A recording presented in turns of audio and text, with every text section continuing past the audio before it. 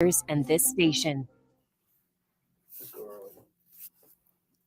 There are everyday actions to help prevent the spread of respiratory diseases. Kiss 107.1 is WTLZ Saginaw with Steve Harvey in the morning and simply the best R&B all day. Take us everywhere. Your smartphone, in your car, to work, or live at KissWTLZ.com. We're Kiss 107.1.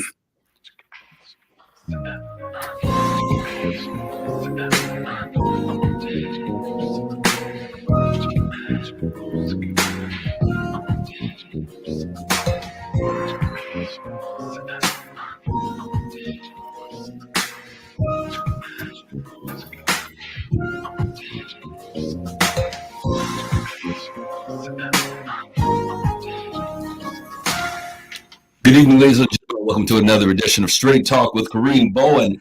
I hope you are ready for a very interesting and powerful conversation for the next hour. I am in the studio today with my main man, the Rob Father, with his Assalamu Alaikum beanie on today. What's good, my man?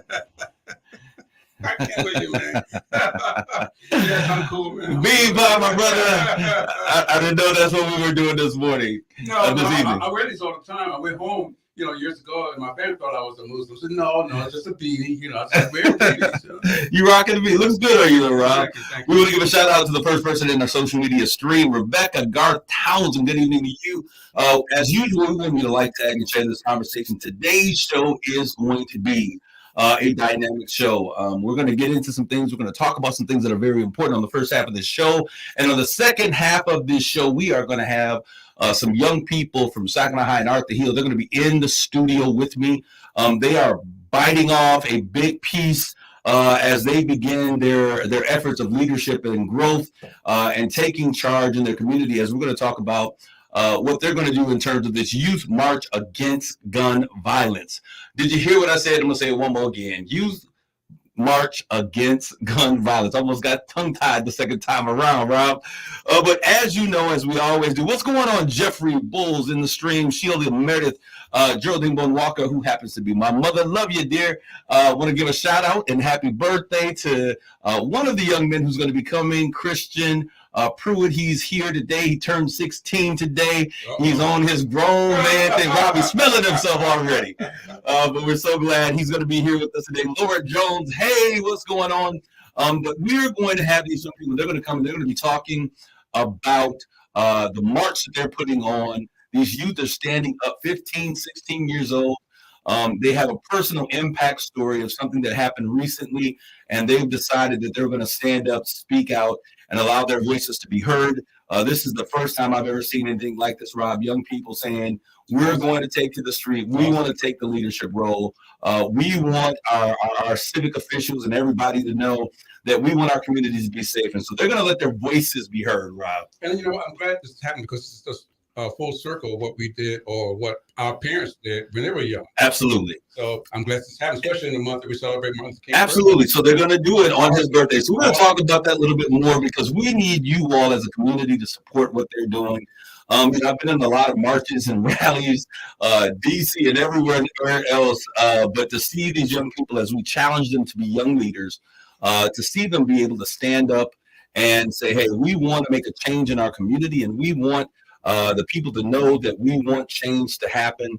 And so they're going to be marching against gun violence. And we need the community to participate with this. So it's going to be a march and a rally. We're going to talk more about that. But y'all know how I like to start the show off. I like to start the show off by talking about what's on my mind. And so good evening to you on this January 8th, 2023. This is live and in living color. This is not in record.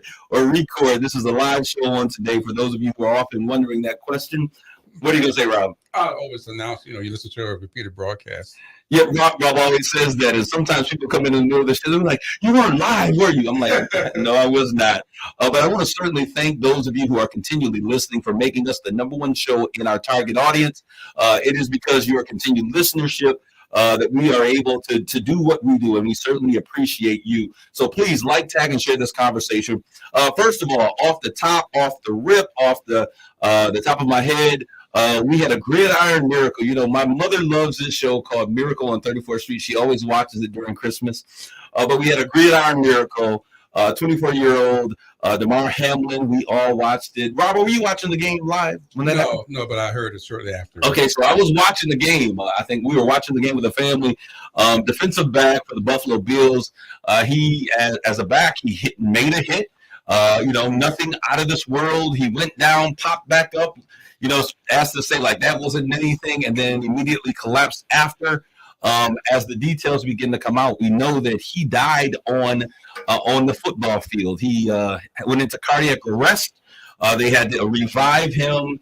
And the beauty of this is that everybody on the planet, that as they heard this and this began to reverberate around the world, people just began to pray. Let's pray for DeMar. And they were praying for DeMar Hamlin.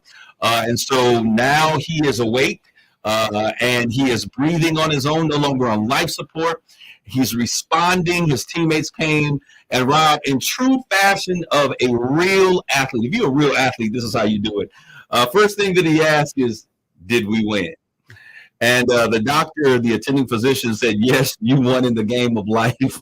But what was so interesting about this is whenever there's tragedy that takes place in our country, wherever it is, if it's the World Trade Center, if it's DeMar Hamlin falling on the field, it sparks the better of us to get involved. We become humane again.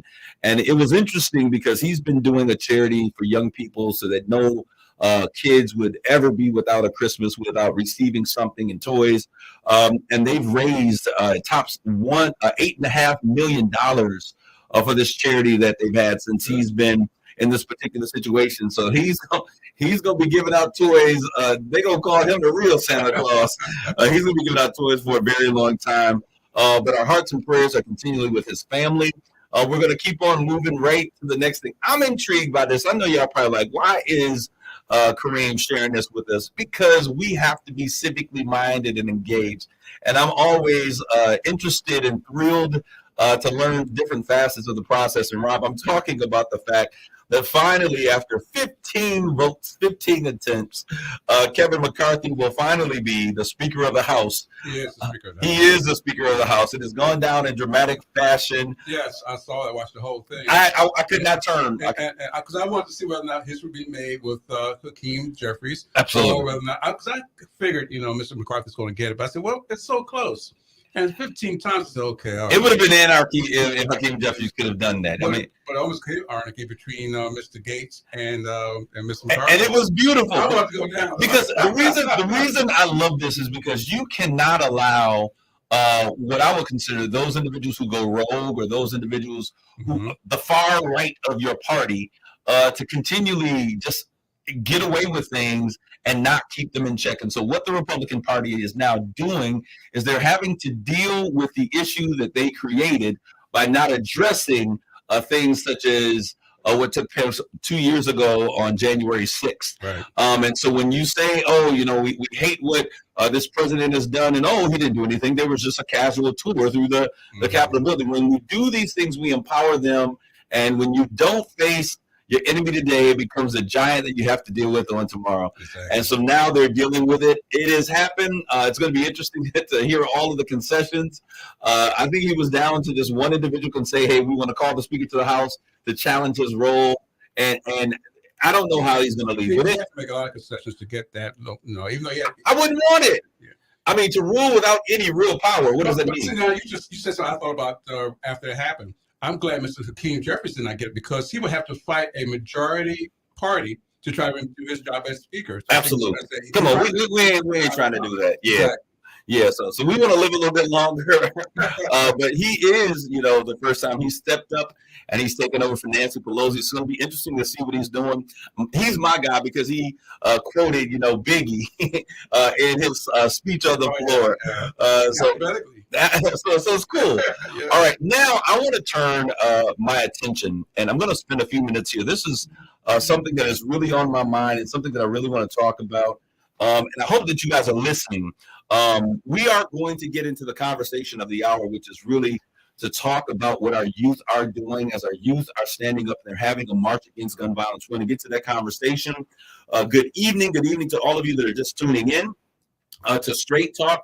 So that will be our main conversation for today. But I have to take a second, Rob, to really talk about something that is really on my mind. You know, I said one of the things that we were going to be doing this year is getting back to those village conversations, having those conversations about the things that impact us. Right. And you remember we were talking about affordable housing.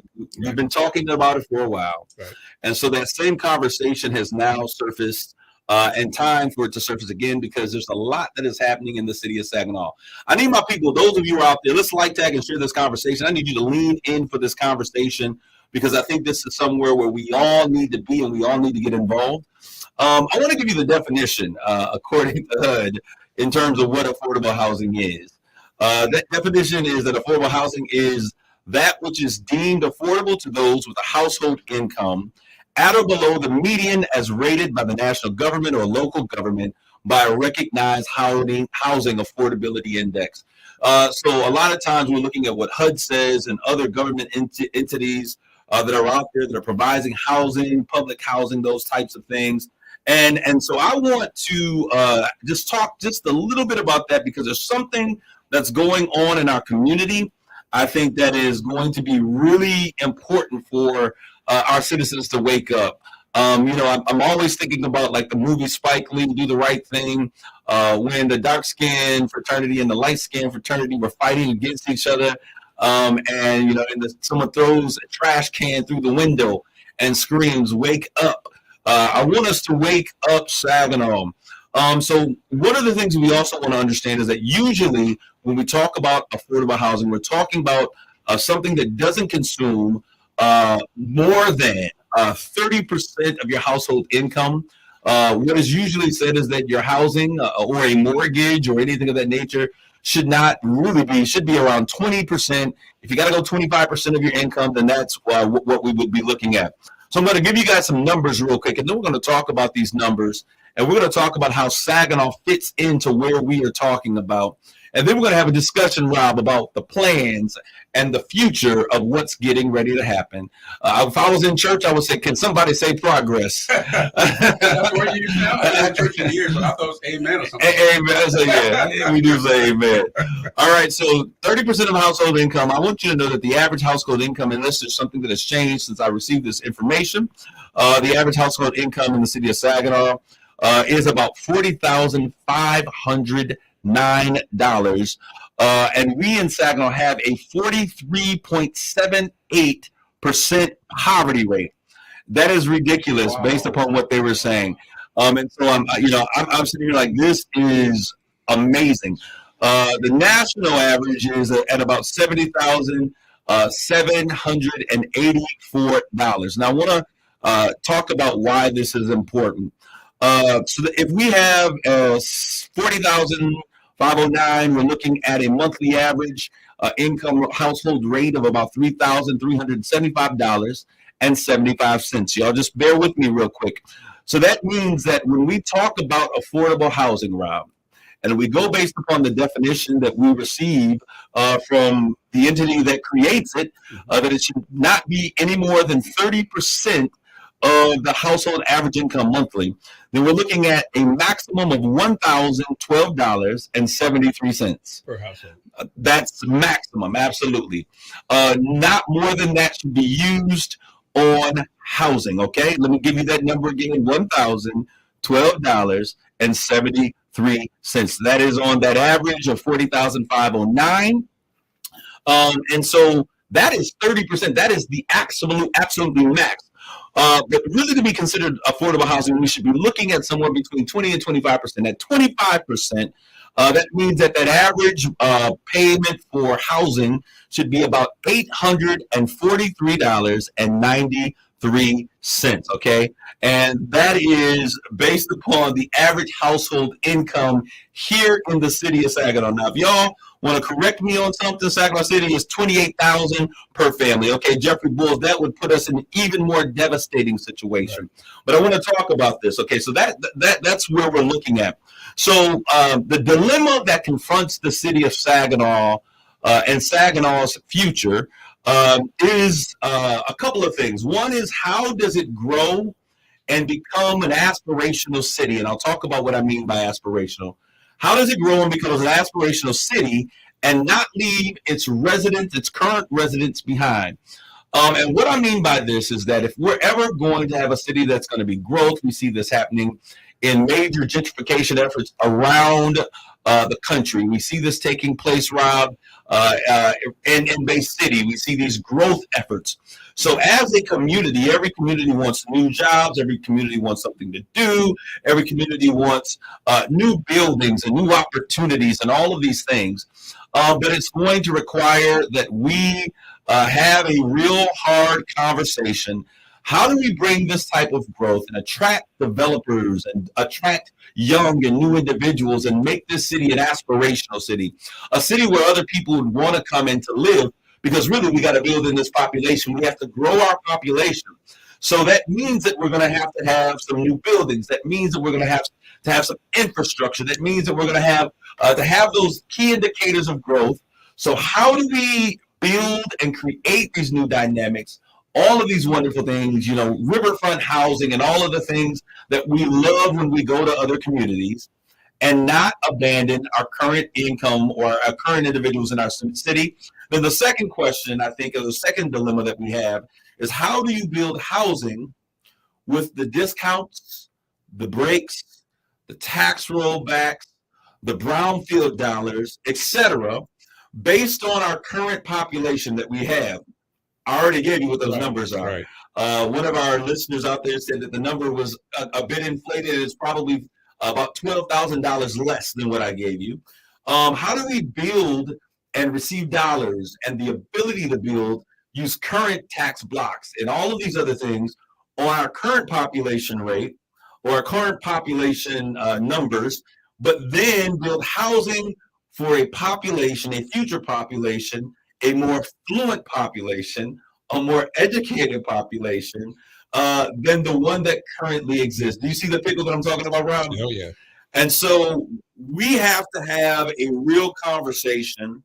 Good to see you, Shark Goolsby, wherever you are. If you're in Detroit or in Atlanta, we love you. You got to drop the name of your bed and breakfast down in Detroit so that we can begin to patronize you, because we love the fact that you come in, and maybe when you get on the show, we'll share that as well. So this becomes a dilemma that we as a community have to deal with, because I am all about progress, Rob. You know what was going down in Philly, you know, with the development in Philly. Right. And I was going to say that this reminds me of the gentrification Absolutely. and changes in Westford where I lived there, because the people came in and brought half that city up there. My mom, when I saw, and it wasn't until she died that we had to sell the house. So I've seen it all. This is the same thing I'm seeing here in Saginaw. So when we see this and this new housing comes in, we got to keep in mind, and the reason I gave you those affordable housing numbers is because anything that's new built, Rob, because of inflation and everything else, we're going to be looking at about $1,300 for housing that's probably going to take place in the city of Saginaw. If we have any amenities and it's upgraded and we got granite and stone, if it's a riverfront property, there's a real conversation that's going to have. Utilities. And what I'm saying is that that's just housing, remember? Right. 25 to 30%. So that means that we're going to create a system, or we're creating a system where the future housing, and we say that we need housing in the city of Saginaw, is not going to be attainable for the current population that currently lives here. And if your house is going up, those who live in apartments or rented communities, those are going to go up too. So count on that. Absolutely. I mean, so there's a benefit. So if you are a homeowner and rental properties go up, that means the price of housing has gone up. So it has a positive impact on our home ownership. So we really need to be looking at how can we use maybe some of these houses that are abandoned. And I think Annie Bench, one of our councilwomen, who is now the mayor pro tem, she put forth a case where she was saying maybe we can refurb some of the housing that has still good, bones and structure to it, and we can maybe do some rehab on those houses with some of the ARPA money. I don't know where we are with the ARPA money. It is like, I feel like I've gone to 3 years ago. What was the name of it? Stop, Rob. What was the name of the magician that made everything? Not Copperfield. Was it Copperfield? Copperfield made things disappear. He made everything disappear. Yes. I feel like I've been in a David Copperfield show, and we just make stuff disappear. But I think that it's something that we really have to have a conversation. You're absolutely right, Jeff. This is a question of the haves and the have-nots. Now, here is, like I said, the dilemma is going to be if we focus on the have-nots only, then that means that we won't become an aspirational city because we won't have that new building. We won't have all of the beautiful things and shops and things, stores that we want to make and bring our downtowns back. And the haves will leave. And the haves will leave because the two often don't end up in the same place. Right. So it means that we have to have some creativity in how this happens. Shark Goolsby says, so many new neighbors here in our historic neighborhood, prices going up, rents going up, many old timers are being priced out, period. Yep. That is the dilemma that we've had. When it was no value and they weren't thinking about the value, the price of what it costs to be on the riverfront, they said, y'all can have all the land, all the houses, the rundown.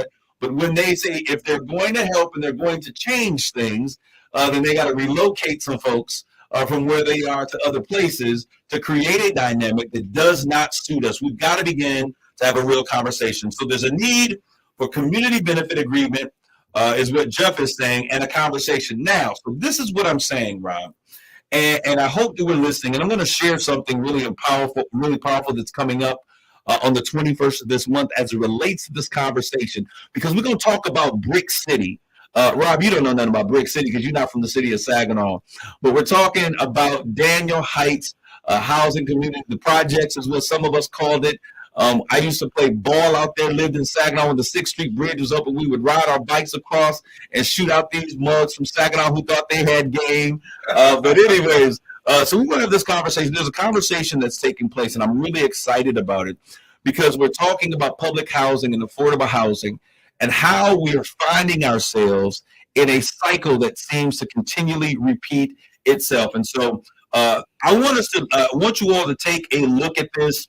As I said, on January the 21st, and I know Jay Bulls is out there. He's in the social media stream, and he can correct me on anything that I don't get quite right. I want to share what they're going to be doing. CAP, which is Community Action for the People, they're asking the question, can honoring our history change our future? And so I'm going to read what they shared. The demolition of the Daniel Heights was a triumph for some in Saginaw and a tragedy for many others. The fallout and consequences of its closure are vividly remembered today. I remember this.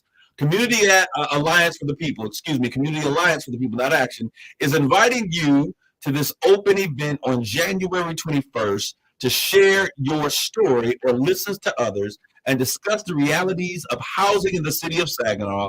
This is the first of many conversations in what they're calling their CAP Talks, a monthly chat with the community on a multitude of hard-hitting topics that affect us all. Rob, I remember as a young kid, my grandfather's church was on 24th and Sears, just on the other side of the tracks of the projects. I remember, walking there and playing basketball there. I remember church members who lived there. So many people that I grew up with lived in that project community. And when it became what they thought was a blight, because we weren't taken care of, and that's one of the issues that we're going to be talking about, is because they build something and it's their brainchild on what they're going to do. But if you don't take care of what you build, right, and if you don't inspect what you expect, then you end up with something that you had no plan or any desire for. And once it becomes a problem and people are living there and it's a viable place, if you don't like the way it looks and it now becomes quote unquote blight, the response is always tear it down and scatter the people about.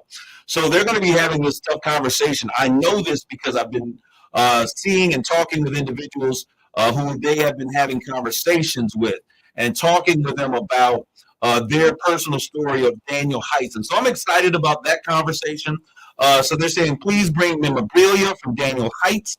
If you have any, it's going to be a project for CAP with over 800 pages of literature on Daniel Heights, including articles, reports, pictures, essays, testimonies that have already been captured. Even if you have no connection with Daniel Heights, we invite anyone who is invested in the city of Saginaw to attend and participate. This will be a powerful event to learn from, because the plight of public housing isn't just a Saginaw thing. It spans the nation, whether it's Detroit, Chicago, and my girl Sharda is down in Detroit talking about the same thing. New York City, Baltimore, LA, Dallas, etc. This has been an ongoing struggle nationwide. While this conversation travels, it also begs the same question: where do we go from here? What lessons do we take from this time in history? How can we do better? Let's talk with this CAP thing. We're going to take a quick commercial break. As a matter of fact, we'll have some of the leadership of CAP in so we can talk about this because this intrigues me. I'm so excited. We're going to take a quick break and be back with more Straight Talk. You're listening to Straight Talk with Kareem Bowen on KISS 107.1. Did you know that Master Force has thousands of tools at Menards? Any tool you want, we have. There are hammers, drills, pliers, levels, wrenches, grinders, sanders, air compressors, tailors, benches, mowers, blowers, chainsaws, keypads, work lights, fans. And that's just a taste. We're just going to talk about the impact, personal impact. Come check out the wide range of products from Who's Master coming in? Force exclusively at Menards. Somebody, come on, anybody. Come in. Let's go. Whoever's coming in. It's Macy's one-day sale now with great deals of the day to kick off the new year. Like $59.99 cashmere, 40% off designer booties and handbags show love, and spruce up your bedroom with comforter sets, We're not going to jump right 55% in. off. Plus, get contact-free curbside pickup or pickup in store. Now at Macy's one-day sale. Details at Macy's.com/pickup. Savings off sale and clearance prices. Exclusions apply. Mr. Clean, Mr. Clean. Of course, Mr. Clean. Huh?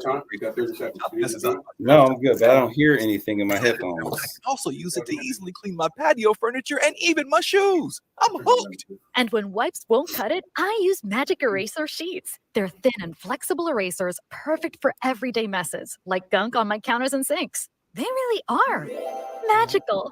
The reviews are in. Mr. Clean Magic Eraser and Sheets. Talk to the audience, whatever the camera's Easy. RocketGrabPlus.com. This week's deal on RocketGrabPlus.com is for the Bubble Tea Brew House. You are going to get a family 4-pack of Bubble That's Tea. really creamy. Bubble Tea Brew House in Saginaw for only $12. Usually $24, but you are getting it half off. Brew House is located at 4370 Bay Road in Saginaw, and they have hundreds of flavor combinations. Literally, you pick it, you get it. Head to RocketGrabPlus.com right now to snag your deal. RocketGrabPlus.com. You're listening to Straight Talk with Kareem Bowen on KISS 107.1. This is Kareem. We're back with more Straight Talk. I'm so excited. In the stream is Stacey Bowen, who happens to be my aunt. She's listening all the way from Louisiana. I love you. Much love, much love, much love. Happy New Year and all that other good stuff. Stacey from and Brielle, happy birthday to you as well. Happy belated. Her birthday was on the other day. We have a statement here from Cherise Steele Phillips, and I want to get to that. We are actually, as we move forward, we're opening up the line so that you guys can call in and actually put your input in by calling in and having those conversations over the radio. My main man, the Rafa, I can never seem to remember the radio station number. Rob, what is the number? At KISS 107.1, you can dial in 989. Look at him. See, I can't get it either. I should know about heart, but I'll get back to you. All right. He's going to give us the number. I could not remember. He always rattles it off the top of his head. I put the pressure on, and of course, he cracks under pressure. Okay, Rob. All right. Cherise Steele Phillips says that we must do better. We must do better with taking care of our individual properties to reduce the appearance of blight. Investing in a community that disregards upkeep of occupied dwellings would not be appealing to an investor. This is only the tip of the iceberg. So, Reese, you are absolutely right. One of the things that we need to talk about when you ban people from home ownership, the thing that you have to do when you try to equal the playing field is you have to then do educational empowerment on what does it mean to be a home owner. Absolutely. It is called the 2023 brain freeze, and Rob was the first to get it. But Rob, we thank you. Come on, give us that number, Rob. 989-921-7107. 921-7107 is the local and area code 989. All right. So if you would like to call in and you would like to have, I'll put the number out there. You want to call in and make your voice heard, certainly do so. And as we begin to lean into the second half of this conversation, I am so glad to be here with these young people. If you're here today, I need you to like, tag, and share this conversation. you should call your cousins, your mama, your play cousins down the street, your Uncle Ray Ray, and everybody else, and let them know about the conversation that's getting ready to take place. I'm in the studio today with four of my students from the Dow Treasure Academy. And someone says, how did you get these 9217107? That is correct. That is the number. That's the number. If you would like to call in and ask a question, give us your 2 cents, or be a part of the conversation, you can do so. And I have some bright minds that are here with us. So I have these 4 young individuals. I'm going to bring them in 2 at a time. They are part of the Dow Treasure Academy. For those of you who are listening, in the height of the cries for social justice in 2020, one of the things I began to realize is that we have to be able to effectuate change and demand change in the places that we have influence. And so because of my relationships that I had with some leadership at Dow, I went straight to them. I gave them a proposal. I said, listen, we need you to make an investment in our city for our kids. We see what you're doing in Midland and in Bullock Creek and all of the other areas, but Saginaw is in your backyard as well. And anything that goes wrong, we suffer from. And so we should also have the benefit of what you guys are doing. And I want to thank all of those great leaders. Don Garrett, who actually is from the Saginaw community. He is not an African American, but we know that we always have allies that make great things happen. We now have the Dow Treasure Academy. We are in our 2nd year. We're following these young people from 9th grade through graduation and empowering them with experiences and opportunities to do things that they've never done before. This is a program that is based upon STEM, that's science, technology, engineering, arts, and math. So we should say STEAM and leadership. And so we're in a strong leadership track. And so we have these young people who we're going to be talking. So I want them to introduce themselves. So we have 2 young men with us today. Why don't you let us know who you are? Hello, my name is Ivan Phillips. Ivan Phillips, and that name sounds familiar. That's because he happens to be, as we were sitting there talking, I was like, this dude, Ivan Phillips, like the Ivan Phillips. And so he is the son of Ivan Phillips. We all know Paradise. And so he ended up in this program. And then also we have with us. My name is Logan Taylor. Logan Taylor. All right. And so I want to talk with them just a little bit. They're getting ready to do something that is so amazing. These young people are providing. That's my baby. Somebody, Cherise Steele Phillips said that that's her baby. I'm not sure which one she's talking about, but she's talking about you, Ivan. Okay. But they have decided that they're going to stand up and speak out, and they're going to do a youth march against violence. Tell us a little bit about yourself, Ivan. Your personal, who are you? What makes you excited? And what is it that you like to do? Good question. What is it that I like to do? Well, I actually love, we talking about like just in general, yeah. Just in general, anything. Well, let's start with family. I love my family. He loves his family. I love my family. I love spending time with my family. If we're talking professional wise, what I want to do far as in the future, moving on to help my community and make money. I'm looking into doing day trading, investing, and real estate. Becoming an entrepreneur.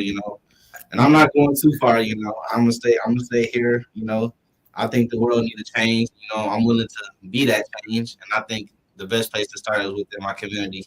All right, and so Ivan, I was cracking up laughing because as I got to know Ivan, I realized that sometimes the apple doesn't fall real far from the tree. We were having conversations, and he was like, "Yo, Mr. Bowen, I want to be an entrepreneur." And so we had that conversation. He talked about day trading. He talked about stocks and things. We went out to Saginaw Valley, and we had an opportunity to do some work with them. And Saginaw Valley's Dr. Adel Muhammad said, hey, he was intrigued by Ivan's desire. We went into their room, which is a simulated version of the New York Stock Exchange. He talked about day trading and building and investing and the Bloomberg platform. And he was so impressed with Ivan that we scheduled another day over the course of the summer for Ivan to go back out there and to meet with him and to learn further. And I just got a call from Ivan and said, hey, Mr. Bowen, I think it's time for us to go back out and talk to Dr. Muhammad so we can talk about some more specifics. So what he's saying, he means it, and I'm excited to be able to be a bridge for that. All right, Logan, tell us a little bit about yourself. Like I said, my name is Logan Taylor. I go to Arthur Hill High School. I like to go out. I don't really like to be stuck in the house all day. And like Ivan was talking about his future. For me, I like to go into the medical field. I want to be a surgeon. Learning about the body is interesting, and I wanted to help people that are in need. All right, so I'm impressed with these young men and these young women that are part of this program. They're doing some amazing things. So as we talk about this great event, we're talking about stand up, speak out, young people, a youth march and rally that's going to take place in the city of Saginaw, and we're talking about changing the narrative by you guys taking the lead and making this happen. When is this going to take place? This will take place on January 16th with this Martin Luther King Day from 1 to 3 p.m. at the UAW local hall. It will start then, and then we will march on forward to Saginaw High, and that's where the rally will take place. Okay, so I know many of you are saying, wait a minute, don't we have a march in the city? Yes, we have a historical march, which has taken place, which I participate in as often as I can. The one that takes place, I believe, with the Alphas and all of the senior citizens of, I shouldn't say senior citizens, senior leaders of our community, I'll say that. This is going to be different in the fact that these young people have decided that they want to garner other young people. They're asking for everyone to come out and be a part of what they're doing. As Ivan said, the march will begin.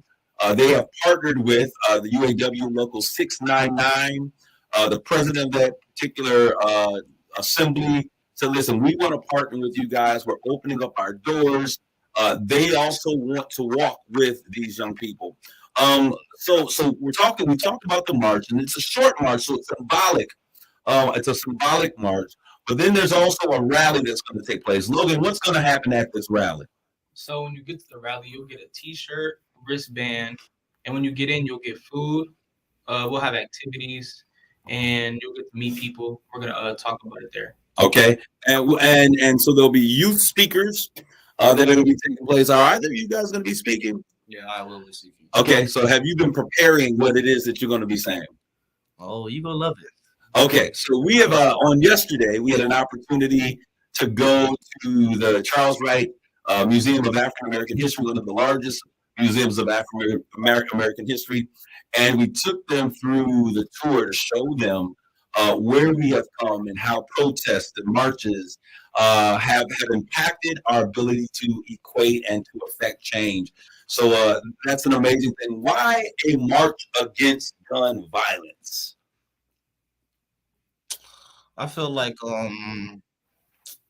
gun violence, because gun violence is one of the most, well, as far as in our community, it's one of the most main cause of deaths, and at that, it's a lot of young people in our generation, some people that I haven't even met before, is getting killed and shot, and then stupid stuff is over, stupid things, and at that they kind of be like innocent people, or they just be hanging out in the wrong circle, right, with the wrong people, and they just get caught up in the mess. That don't even really be them. And sometimes you hang out in the wrong crowd and you end up getting treated like the people that they're going for. And sometimes it seems like it's always the individual that was innocent or not the target that seems to be getting hit these days. Okay, so I certainly understand that. So Logan, we were having a conversation just recently in the city of Saginaw. There was some violence that directly impacted our personal group, and we kind of talked about it. Why don't you share a little bit about that particular experience, your personal experience with gun violence and how it's made a personal impact? So I'll just tell you the story about what happened. So I was laying in bed and I was on the phone. So I'm just playing on my phone and stuff. And I go to Snapchat and I'm just looking at everybody's story. And I just see everybody talking about that this kid got shot and they're just hoping he makes it out okay. And I knew him. So my heart dropped and I'm sitting there just thinking, I hope he's okay. I hope he's okay. So I tell the person I'm on the phone with, he's hurt. And I'm just thinking to myself. Okay, I'm gonna help you out because I can still tell that this is an emotional experience. As we talked about this was somebody that he knew quite well personally and is actually connected to your girlfriend, if I'm not mistaken. Yeah. Okay, and so He died, and we all here in the city of Saginaw, we've been angry about it and upset about it. The death of that young man that took place over there at the Admiral gas station on off of Holland. And so we have been seeing this type of thing happen over and over and over again. What made you guys finally say enough is enough? I feel like enough is enough because our generation is the future, you know, and it's time to start now. Don't with all the past leaders, they started by taking action. Mhm. I feel like it's time for us to take action within our community. And if these parents want enough or don't want their children to be next up on the news for the victim, it's time for them to step up, speak out, and stop this nonsense. All right. So, what is it that you're hoping you're able to accomplish by this particular march? And I want you guys to know that these young people, they're taking leadership. They met with. We had Representative Amos O'Neill come in, and he spoke with them about using their voice and the leadership. And he was so integral in bringing in other individuals. He set up a meeting. They led a meeting. I think Logan, you led the meeting that we met with our state state representative and some of the other individuals who are now considered our partners for this event. Moms Demand Action, which is actually a national organization. Their state order will be a part of this. They're in partnership with us. Parents of Murdered Children, another organization called Every Town, and as we said, the UAW local leaders, they have all become partners because these young people have been using their voice and their influence to make change happen. So as you look at this, what is your hope, Logan, to come out of this? What is it you really hope to have happen? I just hope people just stop shooting and killing people. I want the deaths to decrease in Saginaw. I feel like we can make a change with this march, and I just want to make it happen. Okay, so we're gonna do it. We're gonna switch really quick, and we're gonna allow two of our other young people to come in and have a say. I see Rob is making sure that they get a good look at you guys as they come in. And those of you out there, if where you can lean in and support what's taking place is we need partners. There is, as they said, a rally. There's a march and a rally. We need partners. We need some support, some financial support as it relates to putting together the rally. We understand that on January 16th, that is a day off for most students. And so they decided to add the rally part to keep the students engaged so that they wouldn't just be at home or doing things that they shouldn't be doing, but they have an opportunity to come in and have some fun, food, fellowship, pictures with the 3D pictures and all of that other stuff.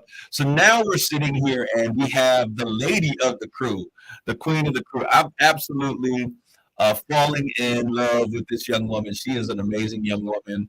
And I want you to introduce yourself, and then we'll also have the young man sitting next to you introduce himself. Hello, I am Sanaya Baker. Sanaya Baker. And what grade are you, Sanaya? 10th. She's 10th grade. They're all 10th graders, as a matter of fact. And we have also with us? My name is Christian Pruitt. Christian Pruitt. All right. So, and Christian is the birthday boy on today. Young man, I should say. He is now officially 16 years old. And look at him. He's got hairs on his chin. He's feeling grown and big. Happy birthday to you, Chris. Thank you, Mr. Bowen. Okay.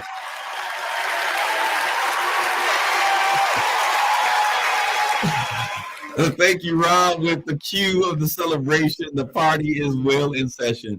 All right, Chris, I want to talk with you a little bit. As you look at what we are setting out to do as it relates to this March on Gun Violence, because you are a creator, you're a thinker. What is it that you hope to see happen as you all use the power of your voice? Well, one of the hopes I was thinking of was that we can honestly just get rid of gun violence in our community. Well, I know we can't get rid of it because there's going to be violence everywhere, anywhere you go. Right. But one of the main hopes I was trying to get is to get this bad look at our community and get rid of it. Because when you look online, like if you look on YouTube, for example, like one of the worst, people say one of the worst places you can go to in Michigan, one of the top places is Saginaw. And I'm just trying. I hope that we can get rid of this bad reputation that our community has spawned, because I really think Saginaw is a beautiful place. It's just the people that live inside it that not diminish, but like give it its bad look. So the way I see it, if we can get rid of, not if we can better those people, we can help Saginaw become better. We got to change how people feel about the community, and to change how people feel about the community, there's some things of that community that have to change, is what you're saying. Yes, sir. All right, and so I appreciate that. You know, we asked these young people what their thoughts were of their community, and a lot of them love the city of Saginaw, but many of them were saying, "Hey, it's violent. It's a violent community. It's a violent place to be." And if you're listening to today and you're a parent or you work with young people or you're an educator or whatever your role is, our desire should always be that our children feel safe in the communities that they are in, because when they feel safe, they will always produce greatness at every given turn. So, Sanaya, you are the lady of the bunch, Sanaya. And I greatly appreciate you here today. Why is this so important for us to really talk to talk about gun violence, to stand up and to speak out? Why is it important to you? Because a lot of my friends been hurt and my family has been impacted. Okay, so you've had some personal issues, some personal impact with this. Mhm. Okay, you haven't even shared those things, and I'm not going to challenge you to share those things today. So because of the personal impact, you think that we must do some things different. Now, I want to ask you guys a question, and I just want you to share with me what you think about it. We often hear in our community about something called a no snitch code. Snitches get stitches. What are your thoughts about that? Well, really, snitches get stitches. It's not, if somebody took this as an example, one of your friends gets hurt and they got shot by a gun, and you're too scared to speak up about it. It's almost like it's not it's like you're doing nothing about it. Or at least that's how it feels to me.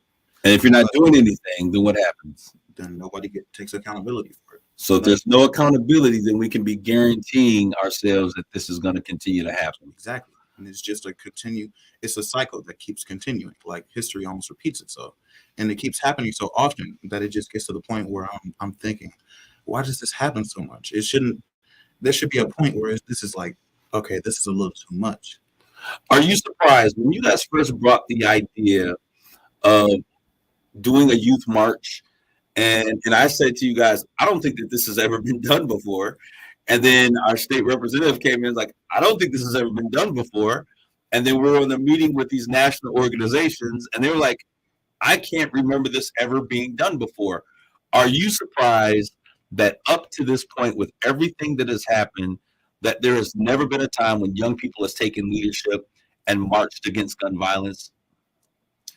Well, when I really first thought about it, and the idea first popped up in my head, I was really optimistic. I was like, there's no way that many people are going to show up. I don't think it's going to be that popular. But now the idea is really developing in my head, and it's in motion. I'm really starting to think that this hasn't been before, and I think we can actually make a big impact and change into our community. What would you guys want to say to the community in terms of how they can show up and support you guys? What do they need to do? What do you need them to do? Go ahead, Sanaa. We need them to show up, march with us, and show up, march with us, wake those kids up out of the bed. Yeah. Get those young people out, come and get a t-shirt, some food, and have some fun, if nothing else. Some free food. Some free food. I know that's right.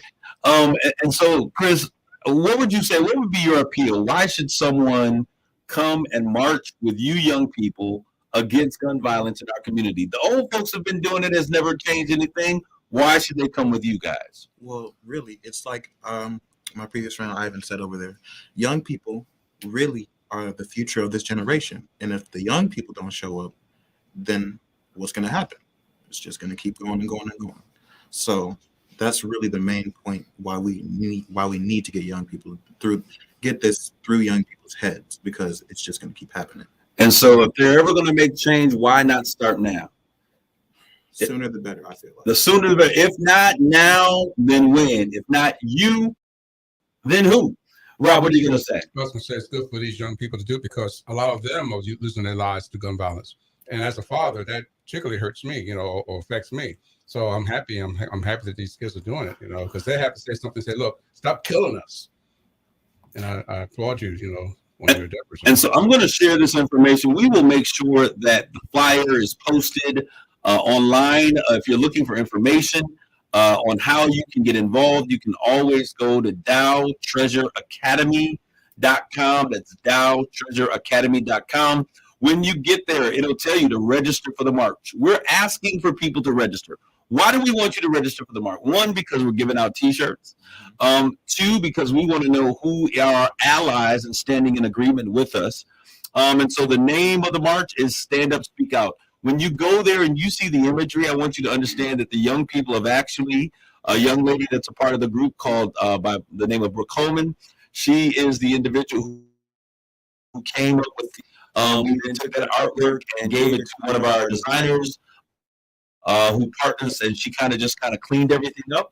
But what you see in terms of the imagery is what she came up with as a 15-year-old, saying stand up, speak out. This is free event, January 16th, 2023. Stop gun violence. All of her artwork, all of the word. MLK Day, this is a student-led march on that day. It's at 1 p.m. to 3 p.m. We are meeting beginning at about 12 o'clock, between 12 and 12:30 over at the UAW Local 699. I want to thank my guy, Tony Mann, for making connection with their president. Not only have they decided to open their doors for coffee and warming stations and restrooms, but they have decided to march along with us. So we're asking for all of you guys out there. You can go to Facebook, our Facebook page, and check that out. I am putting this on every single social media platform that I know. LinkedIn, Facebook, Twitter, Instagram, and on Snap. You'll be able to find this everywhere you go. Once again, that website, Dow, D-O-W, Treasure, T-R-E-A-S-U-R-E, Academy, you know how to spell that, .com. So you can get that. They will move from the march, which begins at 1911 Bagley Street, the starting point, down to Saginaw High School. There will be a rally at the high school with speakers, games, prizes, food, and fun, all free. We have those amazing partners once again. These young people are going to speak. We have other individuals like our illustrious mayor who said, our babies are speaking. What else do we have to wait for? This is exactly what we need to do. This is where we need to be. So I want you guys to please show up, support. I see the wonderful, illustrious Councilwoman Monique Lamar Sylvia here. We certainly thank you. And we know that young people is one of the soft spots in your heart. We certainly thank you all to come. I'm going to ask, any of our young people, is there anything that we need to share with our people or ask of our community? Come on in here real quick. Before we get going, my personal request for all of you that are out there, for CAP, for community citizens, for Cherie Steele, let's like, tag, and share as we post this information. Share this everywhere you can. Get your young people involved. They have to get involved and understand the importance of their voice, the power of their voice, and the importance of leadership. And we are able to teach them this as we support them. Ivan, you're here. You are a man of many words. Can you give us some idea of what you're going to share as you engage people? I don't want you to give us your speech, but I want you to share. What are some of the things? What are the things that inspired you as you were writing your speech? Well, really what inspired me, well, you know, serious, if we're talking all serious, yes. You know, at first I really didn't know, because, you know, I'm good with this type of speech thing, but, you know, I wanted my speech to be inspiring, motivation, you know, a strong, powerful speech for a strong young black man as myself. And, you know, going to the museum yesterday and seeing all the things and the things that I Going to the museum yesterday, okay. The African American Museum of History. Yes. Okay, you saw, what did you see that inspired you there? I saw a lot of leadership, I saw a lot of powerful black people that had the to step out and speak up for those that wasn't able to, or those that was scared and afraid of the consequences. And they knew the target that would be on their back, but yet they still step out. They still stepped up and they spoke out to help the community. And with my speech, that's what I'm pushing for. So you're pushing for your speech to inspire people to be bold, to stand up, and to step out and make sure that their voices are heard. Yes. Okay, there's one part of the museum, and I'm going to share this, and I want to give all this away. Don't go anywhere just yet. We got to a section of the museum that is referred to as Black Bottom. And when we got there, for those of you who don't know, Black Bottom, I believe it's John R. I can't remember the other street, the other name of the street in Detroit, was the beginning of Black entrepreneurship and Black enterprise and Black businesses and restaurants. And when we were in that space, Ivan, I don't know if I heard what you said when we walked into, I think it was one of the bars or saloon, because there's an actual depiction where you can walk into theaters and everything. And you were looking at all of the people that had created and started businesses in that community. And you said, this is what I'm talking about. I can see me here, entrepreneurship. Do you remember saying that on yesterday? I said a lot of things. You said a lot, but I remembered you saying that. What inspired you in that moment, and what really did you walk away from seeing all of those Black figures before you who were creators and inventors and powerful people that started business? What did that make you feel like? It made me feel joy inside, that knowing that I came from such an amazing heritage, an amazing culture, and just seeing that they were able to do it. I'm 100% positive I can do it. Okay. And, once I get up there, it's over. It's over. All right, Logan, I want you to give your final appeal to our listeners that are out there. We got just a couple minutes left here. Rob, what are we looking at? 2 minutes? All right. What is your final appeal? What do you want the people to do? How do you want them to respond? What's your call to action for them? Well, first, I just want to say thank you for everybody who's here right now. And I just want you guys to come out and support us and help us succeed in what we want to do. And yeah, I hope everybody learns from this. And I hope I do too. And I just want to say thank you. All right. So I want to thank Alpha Media for being allowing us to have this amazing opportunity. When I was talking with Mark Thomas, I said, hey, there's some opportunities that we have young people that are inspired by journalism, that have an interest in media and entertainment and radio. And he said, Kareem, any opportunity or any time that you need to bring them in, I want you to give them an opportunity to expose them. And I thank my producer, the Rob father, for being so patient. He was on his greatest behavior, y'all. And he was kind. What'd you say? I'm a dad. I'm a dad. Used to this. He's a dad. So I want to think that, but I really want to say to all of you that are listening here today, we often say that our children are the future, but these young people, they need to be empowered today. If we wait till tomorrow to turn over the reins, then we've waited too long. So it's our opportunity, and it is a mandate on us to make sure that we empower them today, so that they can learn the tricks of the trade, so they can understand what it means to be a leader, so they understand how civic government and change takes place, so they understand that when they use their voice and they show up strong, that they have the ability to not only change ideas and minds, but they can change their laws, and that the laws are the things that govern them. I want to thank you guys for everything that you do. Rob, I want you to just get old people, tell them to come out and support these youngins. Well, if their parents like me love their kids and love kids in general, they will come out. If they can come out, please. Or at least encourage your kids who are still in high school to not go to the gym that day, but come out and support these young men, their fellow peers, because it's all about them as well as because they are our future. Yeah. That's all I got to say about it. All right, so those of you listening, we're going to put this information out there. Please like, tag, and share this. I want you to get your kids involved. If you have young people that can benefit from this type of education, this type of engagement, by all means, reach out. Send me an email, text if you need the number on how you, because everybody in the world has my number, so I'll just give it out. 989-714-6957. Once again, that number is 989 714-6957. I want to thank my partner in purpose, Sandra Ware down in the Detroit area, who is always making great things happen. I know that you're listening to these young people and you have been impressed, as I am, on how they are shaping up, standing up, and becoming the voice of change. We want to thank each and every one of you. Thank you for your love and your time. Grace and peace. To Straight Talk with Kareem Bowen on KISS 107.1. You've been listening to Straight Talk with Kareem Bowen on KISS 107.1. The views and opinions expressed